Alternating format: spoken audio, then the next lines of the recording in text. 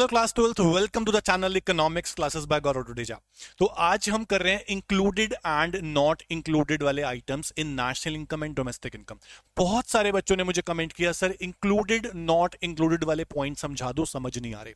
मैं आपसे एक बात बोलता हूं और स्ट्रेट फॉरवर्ड बोलता हूं हमेशा कि अगर आपको ये टॉपिक समझना है ना, जितने भी पॉइंट्स एग्जाम में आ जाएं, बुक्स में आप देखो 80-90 पॉइंट्स हैं, वो सारे पॉइंट्स अच्छे से समझना चाहते हो बच्चों, मैं आपसे एक रिक्वेस्ट करूंगा कि आपको सबसे पहले इनकम, एक्सपेंडिचर, वैल्यू एडेड तीनों मेथड की प्रिकॉशंस आनी चाहिए।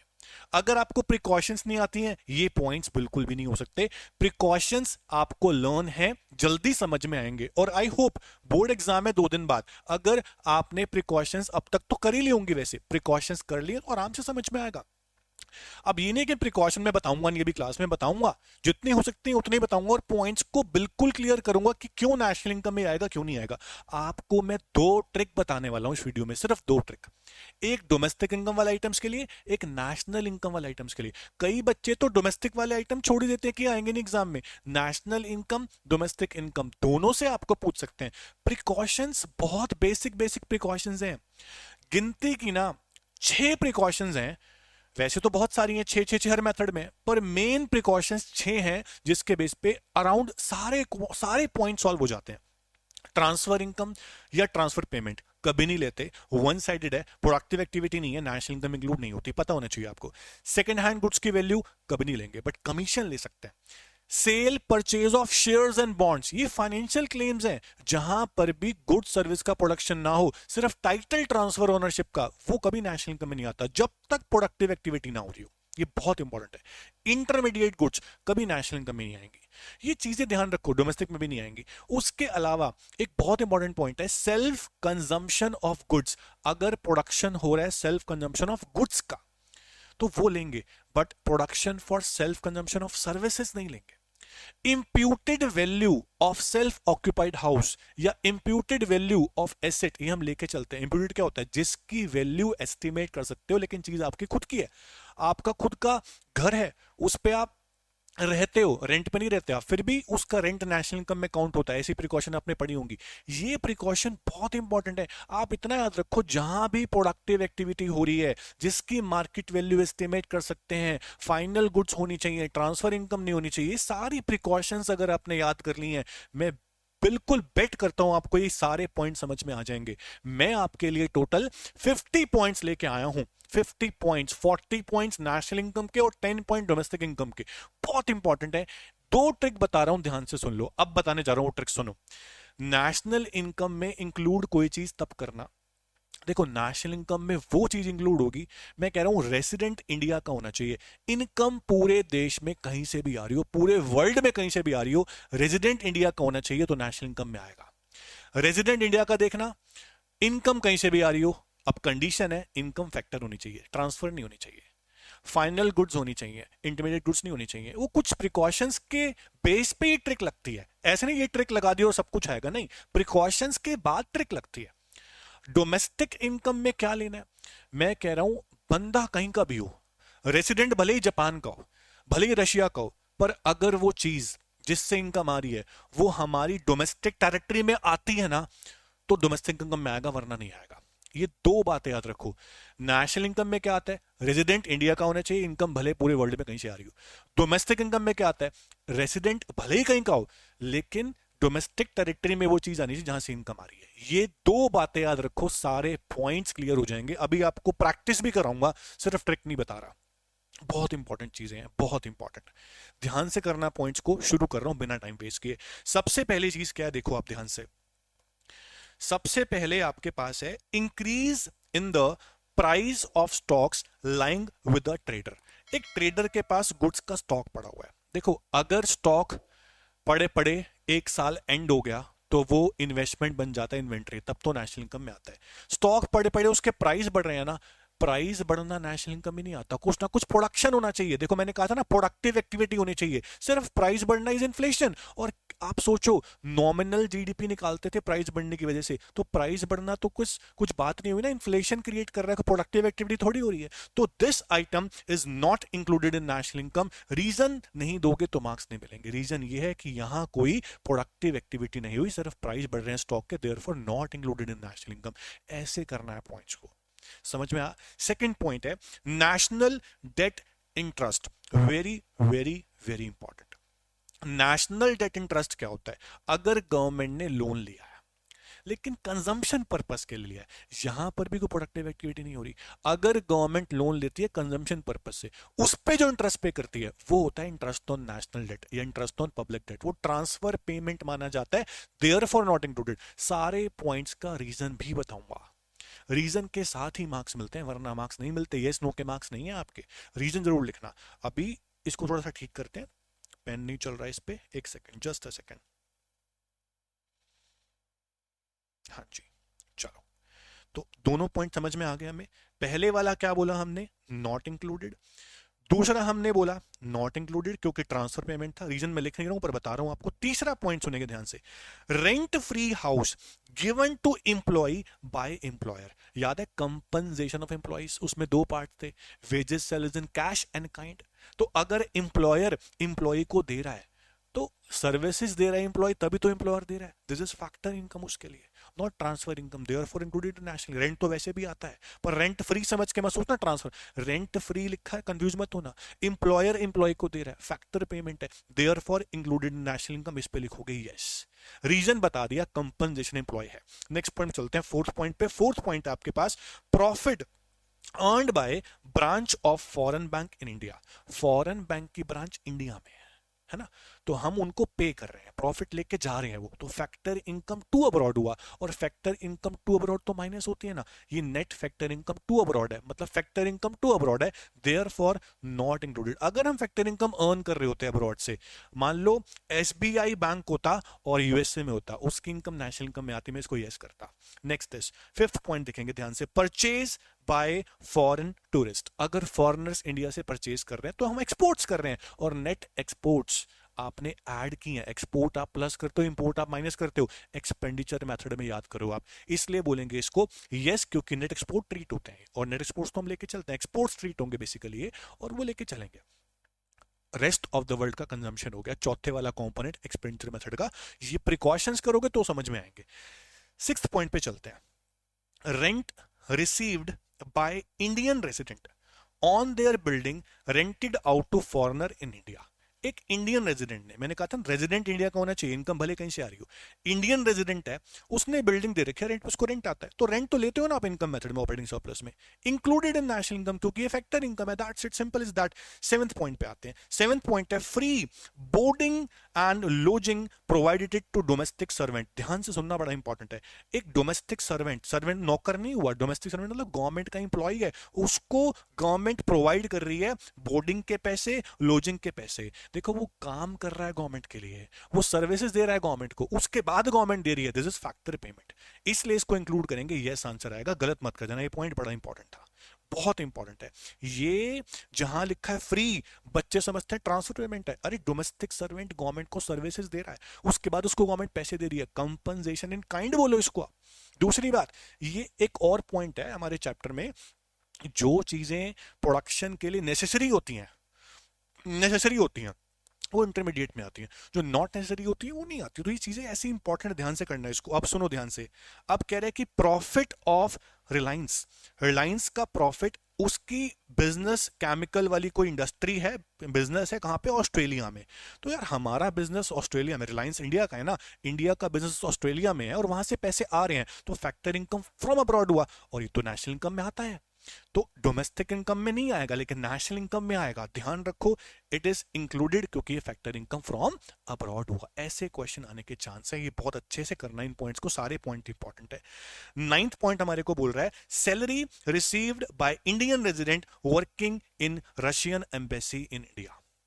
रशियन एम्बेसी कहां पे है? इंडिया में है, ठीक है, एम्बेसी रशिया वालों की है, मान लिया, लेकिन रेजिडेंट कहां का है, देखो इंडिया का रेजिडेंट है, उसके लिए तो फैक्टर इनकम हुई फ्रॉम अब्रॉड, क्योंकि सर्विस दे रहा है पैसे कमा रहा है, फैक्टर इनकम है सर्विस दे रहा है, अब्रॉड से आ रही है और नेशनल इनकम अब्रॉड की इनकम लेते हैं, this is factor income from abroad, therefore included in national income. 10th point है सब्सिडाइज लंच, ध्यान से सुनना, बड़ा इंपॉर्टेंट पॉइंट है, subsidise lunch serve to workers in a factory, factory के अंदर जो वर्कर है क्या कर रहे हैं, वो काम कर रहे हैं, सर्विसेज दे रहे हैं, उनको सब्सिडाइज लंच मिल रहा है, कुछ अलाउंस दिए जा रहे हैं एक तरह के, therefore included in national income, उनके लिए काइंड हुआ, फैक्टर पेमेंट मान सकते हो इसको आप, यस कंपनसेशन मान सकते हो इसको आप। Next is earning of share holders from sale of shares, very very important point, shares की सेल हो या परचेज हो, प्रिकॉशन में शेयर्स की या किसी भी फाइनेंशियल एसेट्स की, बॉन्ड्स की सेल हो या परचेज हो, not included in national income, क्योंकि वो पेपर क्लेम्स है, सिर्फ ऑनरशिप ट्रांसफर हो रही है, लेकिन अगर किसी ब्रोकर को कमीशन मिल रही है शेयर सेल परचेज करने पे, उसको इंक्लूड कर लेना, इसको लिखना नॉट इंक्लूडेड। प्रोडक्टिव एक्टिविटी कोई भी नहीं हुई। अब बच्चे बोलेंगे सर डिविडेंड तो आता है, डिविडेंड शेयर होल्डर को बांटा जाता है, लेकिन ये डिविडेंड नहीं है, शेयर के प्राइस बढ़ रहे हैं, शेयर तो मेरा ही है, आज मैंने बेच दिया किसी और का हो गया, ये शेयर के क्लेम्स ट्रांसफर होते हैं आपस में, इनकी वैल्यूएशन नहीं आती, सिर्फ कमीशन आती है, ये आप ध्यान रखना, वेरी इंपॉर्टेंट है, प्रिकॉशन पढ़ लो अच्छे से, ठीक है। तो 11th point is not included. 12th point पे चलते हैं, expenditure on advertisement by a firm, एक फर्म खर्चा कर रही है एडवर्टीजमेंट पे, फर्म को प्रोडक्ट बेचना है, तो प्रोडक्ट बाउंड्री क्रॉस नहीं किया, अभी बिका नहीं है, बेचने के लिए खर्चा किया जा रहा है, दैट इज इंटरमीडिएट कॉस्ट, पहचानो पॉइंट को, इंटरमीडिएट कॉस्ट होगा एडवर्टीजमेंट, हमेशा जहां एडवर्टीजमेंट आ जाए समझ जाना इंटरमीडिएट है, not included in national income, that's it. 13 point है dividend receive by Indian, India का रेजिडेंट है, डिविडेंड वैसे ही लेते हो, इंक्लूडेड, आगे पढ़ना ही है आपको, इंक्लूडेड यस आएगा इसका आंसर 13 का, क्योंकि ये बहुत सिंपल पॉइंट है। Next is 14, earning of a self-employed doctor having clinic at his own residence, income of self-employed, mixed income of self-employed हुआ, income मेथड में आता था, इसको ऐड कर देंगे, डॉक्टर सर्विस दे रहे हैं और पैसे कमा रहे हैं। Next is wheat grown by farmer but used entirely for family's consumption, very very important point, मैंने कहा था ना सेल्फ कंजम्पशन ऑफ गुड्स को लेते हैं, सेल्फ कंजम्पशन ऑफ सर्विस को नहीं लेते। अगर मैं अपने बच्चे को पढ़ा रहा हूं है ना फ्री, तो वो नहीं आता, सर्विसेज है, लेकिन गुड्स का सेल्फ कंजम्पशन आता है।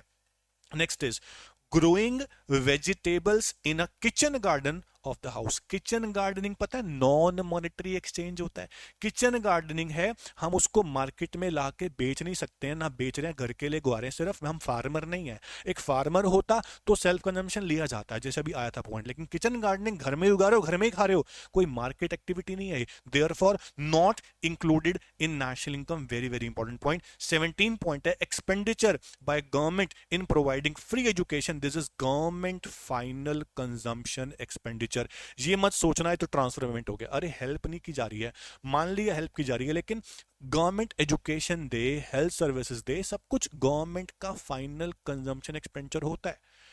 इससे एजुकेशन जब बढ़ेगी तो ऑब्वियस वो अर्न करेंगे, प्रोडक्टिव एक्टिविटी जनरेट होगी कहीं ना कहीं, तो ये गवर्नमेंट फाइनल कंजम्पशन एक्सपेंडिचर है, इससे देश की इनकम बढ़ेगी, therefore included in national income. अगर गवर्नमेंट सब्सिडी दे रही होती है हम बोलते ट्रांसफर पेमेंट है, लेकिन ये गवर्नमेंट का फाइनल कंजम्पशन एक्सपेंडिचर है।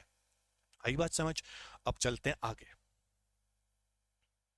Next is capital gain to Indian resident from sale of shares, मैंने भी बताया आपको sale purchase of shares national income में नहीं आता, उसकी कमीशन आ सकती है, क्योंकि ये पेपर क्लेम्स है, ये नेशनल इनकम में नहीं आते, रीजन देना पेपर क्लेम्स, अपनी बुक से प्रिकॉशन जरूर पढ़ लो अगर ये पॉइंट्स करने हैं आपको तो।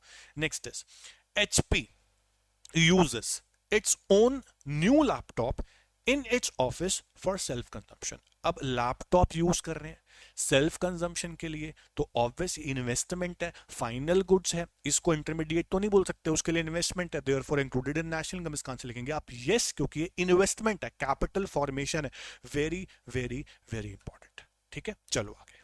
Earning from a part time job in McDonald's by a student, एक स्टूडेंट है, जॉब कर रहा है मैकडी में, पार्ट टाइम जॉब कर रहा है, दे तो सर्विस रहा है, सर्विस दे के पैसे कमा रहा है, ऑब्वियस फैक्टर इनकम है, included in national income, answer आएगा यस। नेक्स्ट चलते हैं, receipt from sale of property inherited from a relative, एक प्रॉपर्टी थी जो किसी फैमिली से ऊपर से आपको मिली है, एंसेस्टर्स से, उस प्रॉपर्टी को आपने बेच दिया, सेकंड हैंड हो गई। सेकंड हैंड गुड्स की वैल्यू नेशनल इनकम में नहीं आती है, आंसर इज नो, रीजन देना सेकंड हैंड गुड्स। उसके बाद next, enter very very important point, entertainment allowance to employ for entertaining business guest.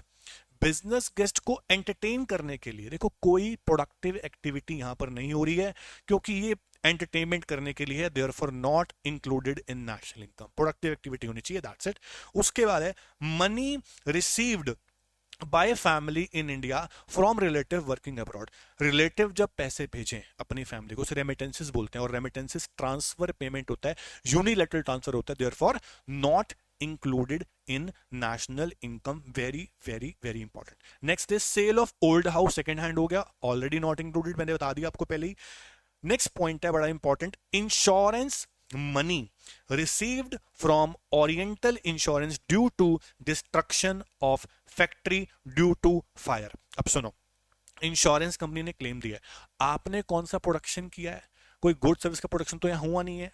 अब बच्चे बोलते हैं इस पॉइंट के अंदर मेरे को, सर हमने प्रीमियम पे किया था, हमें इंश्योरेंस मिल गया। भाई प्रीमियम पे किया था छोटा सा, आपको इंश्योरेंस मिल गया बड़ा सा, तो आपने सर्विस तो कोई नहीं दी ना, कोई प्रोडक्शन तो गुड सर्विस का यहाँ पर नहीं हुआ। This is not included in national income, there is no generation of any productive activity in the economy, therefore not included. 25 point is very very important. 26 point है interest received on loan given to friend for purchasing का car. ध्यान से सुनना, ऐसा कोई भी loan हो जो कंजम्पशन पर्पज से लिया गया हो, उसका इंटरेस्ट कभी भी नेशनल इनकम में काउंट मत करना। अब आपने फ्रेंड को लोन दिया है, उस पर इंटरेस्ट मिल रहा है, फ्रेंड ने कार लिया अपने पर्पज से, लिखा नहीं है टैक्सी चलाता है वो, अगर लिखा होता आपने लोन दिया किसी टैक्सी ड्राइवर को, उसने टैक्सी लिया है, फिर आप इंटरेस्ट मिल रहा है, वो प्रोडक्टिव एक्टिविटी होता है, टैक्सी चला के पैसे कमाता। फ्रेंड को दिया सेल्फ घर के कंजम्पशन के लिए, प्रोडक्टिव एक्टिविटी कोई भी नहीं मानी जाएगी। अब आप बोलोगे सर हाउस होल्ड एक्सपेंडिचर है, अरे इंटरेस्ट की बात हो रही है, इंटरेस्ट जो मिल रहा है लोन पे, लोन किस पर्पस से दिया है, कंजम्पशन पर्पस से दिया है। जब भी कोई लोन कंजम्पशन पर्पस से दोगे, उसका इंटरेस्ट नेशनल इनकम में काउंट नहीं होगा, not included in national income because interest is for consumption purpose. उसके बाद next is interest received on debentures, very very important. Debenture क्या होते हैं आप सबको पता है कि एक तरह का लोन है जो कंपनी इशू डिबेंचर्स करते हैं। कंपनी क्या करते हैं, कंपनी तो प्रोडक्टिव एक्टिविटी करेगी ना कोई, उस पर इंटरेस्ट मिल रहा है आपको, नो इसमें क्या लिखोगे, yes it is included in national income, क्योंकि ये प्रोडक्टिव एक्टिविटी के लिए लोन आपने दिया है, डिबेंचर्स की बात हो रही है। Next is expenditure on improvement of fixed asset. अगर मेंटेनेंस लिखा होता है मैं नॉट इंक्लूड करता। इंप्रूवमेंट मतलब आप एक फिक्स एसेट यानी एक लैंड है, एक घर बना ऑलरेडी, उसके ऊपर एक और नया फ्लोर बना रहे हो, कोई नई बिल्डिंग बना रहे हो, दिस इज इंप्रूवमेंट। उसको बोलते हैं ग्रॉस डोमेस्टिक कैपिटल फॉर्मेशन, वो आपके लिए इन्वेस्टमेंट बन जाएगा, therefore included in national income. उसके बाद है स्कॉलरशिप, समझ जाओ ट्रांसफर इनकम है, ट्रांसफर पेमेंट है, नॉट इंक्लूडेड। स्कॉलरशिप तो ट्रांसफर पेमेंट होती है। Next is value of bonus share, very very important, value of bonus share receive by share holder of a company. अब शेयर्स कैसे भी रिसीव हो रहे हो, उसकी वैल्यू बढ़ रही हो, शेयर ट्रांसफर हो रहे हो, शेयर बिक रहे हो, कभी नेशनल इनकम में नहीं आते। फाइनेंशियल एसेट्स की वैल्यू कभी नेशनल इनकम में नहीं आती। अगर अगर इन कमीशन रिसीव हो जाए शेयर को बिकवाने खरीदवाने में तो वो आती है, नॉट इंक्लूडेड, क्योंकि पेपर क्लेम्स है, साफ रीजन दे दोगे।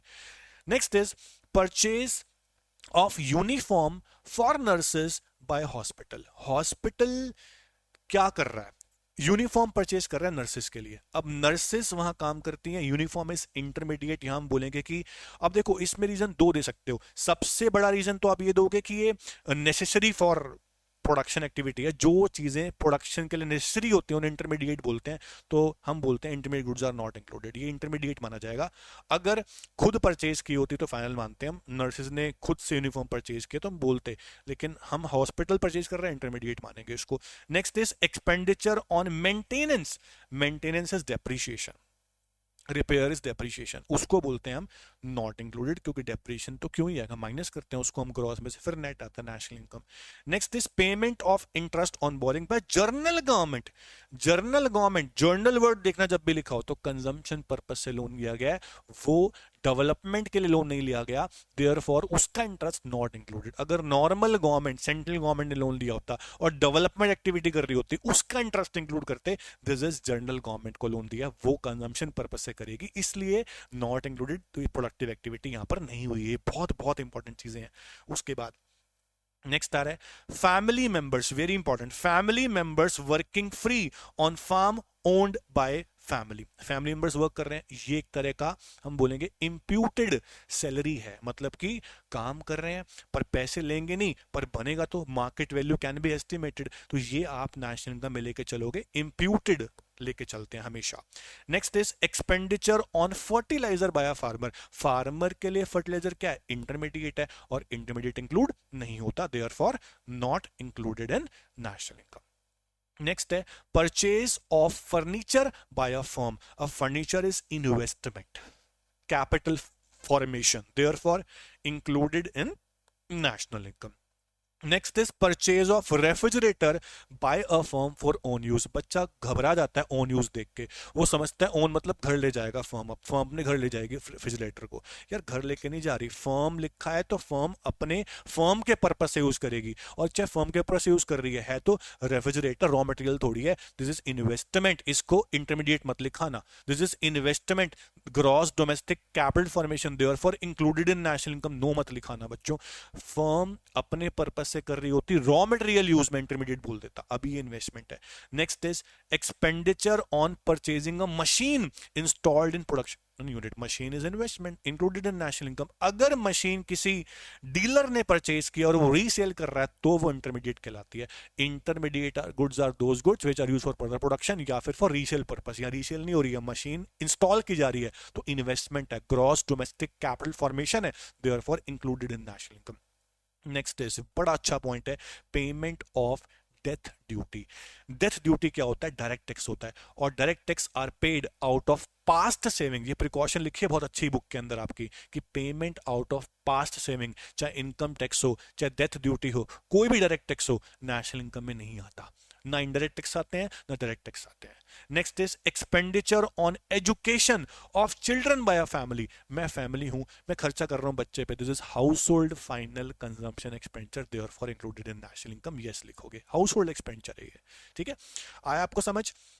उसके बाद ये थे आपके नेशनल इनकम वाले पॉइंट, इसका एक ही ट्रिक है कि रेसिडेंट इंडिया का होना चाहिए, इनकम कहीं से भी आ रही हो, प्लस कुछ प्रिकॉशन आपको याद करनी है, फाइनल गुड्स लेते हैं, इंटरमीडिएट नहीं लेते हैं, है ना, उसके अलावा हम शेयर्स बॉन्ड्स की वैल्यू नहीं लेते हैं, किसी चीज़ के प्राइस बढ़ रहे हो वो नहीं लेते हैं, कमीशन ले लेते हैं, बहुत सारी चीज़ें आपको समझ में आ गई होंगी।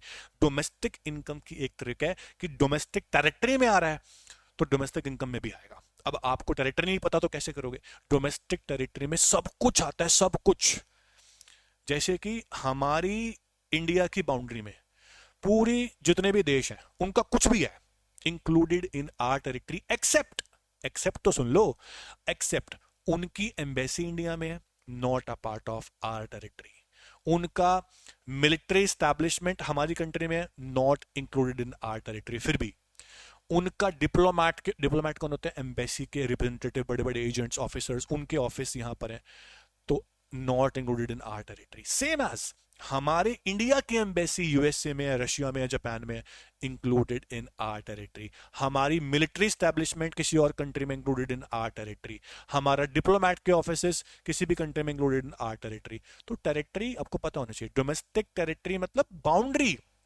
आपकी बाउंड्री में जो भी आता है वो आपका है, accept three things, embassy, military establishment किसी और की कंट्री की, और डिप्लोमेट के ऑफिस। समझो ध्यान से, हमारी कंपनी लंदन में है, यूएसए में है, रशिया में है, इंडिया की company included in their territory, यार वो टेरिटरी पूछ रहे हैं, हमारी है तो क्या हुआ, बच्चे बोलते हैं सर ओन्ड बाय तो हम कर रहे हैं ना, is a part of our territory, अरे भाई टेरिटरी मतलब किसकी बाउंड्री में आ रहा है, ये नहीं पूछ रहे किसका है, मेरी बात को समझो।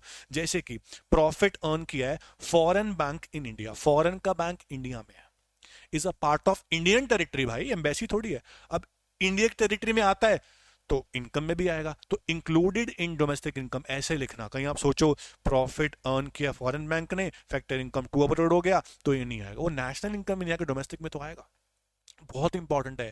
कह रहा है profit earned by resident of India from his company in Singapore, India का बंदा है, उसकी कंपनी सिंगापुर में, सिंगापुर की टेरिटरी का पार्ट है वो, not included in our income, आ रही है बात समझ।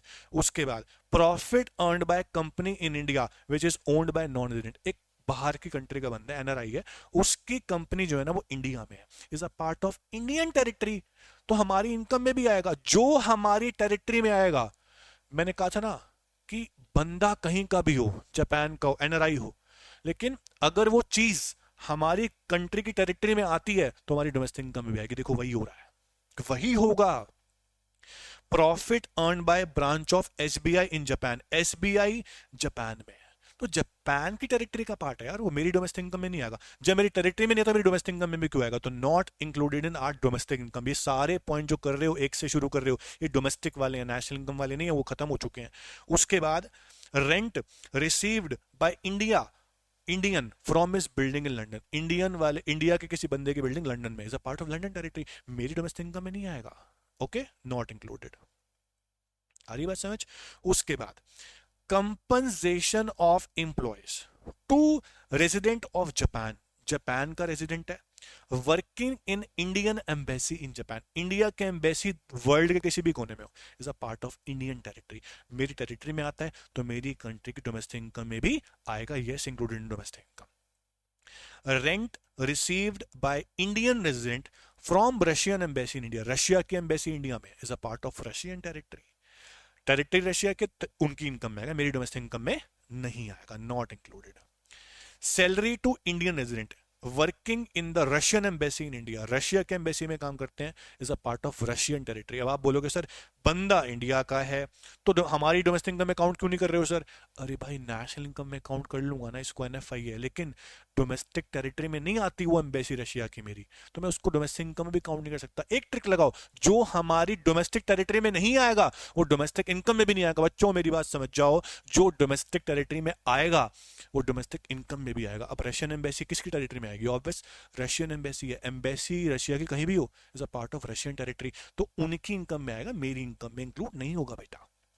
उसके बाद profit earn by Indian employ, India का एम्प्लॉय है, वर्क कर रहा है पाकिस्तान के एम्बेसी में, पाकिस्तान के एम्बेसी इंडिया में, is a part of Pakistan territory, not our territory, तो हमारी इनकम में भी ये नहीं आएगा, चाहे भले ही बंदा हमारा काम कर रहा है। आप डोमेस्टिक इनकम को सोचो, बंदे की इनकम को मत सोचो।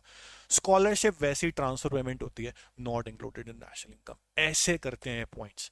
आई होप आपको ये 30 प्लस 10, मेरे को लगा 40 पॉइंट थे वो, ये कितने पॉइंट थे? आई थिंक 40 ही थे। हाँ, 40 नेशनल इनकम के और 10 डोमेस्टिक इनकम के, ये सारे पॉइंट्स आपको समझ में आ गए होंगे अच्छे से। इनको प्रिपेयर कर लो, प्रिकॉशन को अच्छे से याद कर लो, ये पॉइंट्स कर लेना बोर्ड्स के लिए। ऑल द वेरी बेस्ट, आप सबके बहुत अच्छे marks I will pray. Thank you so much. अगर समझ में आई है video, please like the video and share the video, और कमेंट करके बताओ कैसी लगी वीडियो, समझ में आया कि नहीं आया। Thank you so much, all the best, take care.